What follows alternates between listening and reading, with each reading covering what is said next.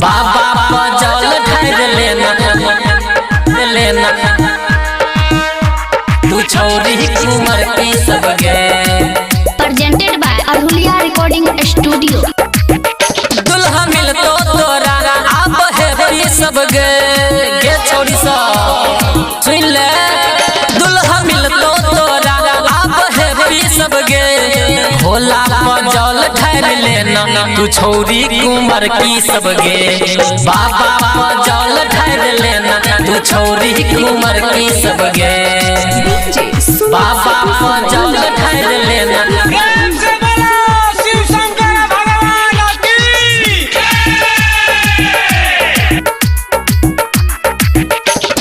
ये ना मौका फिर नहीं मिला तो ये ना मौका फिर नहीं मिला तो कतबो जे पिट भी का पार गे।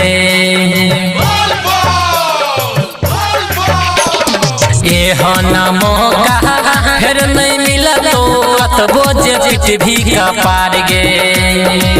ओइले साहबन कर ले पावन तोरे न सोचे विचार गे।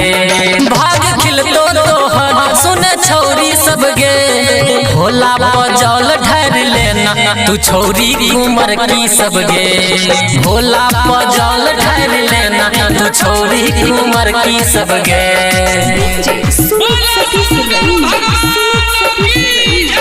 भोला पजल ढार लेना तू छोरी कुंवर की सब गे।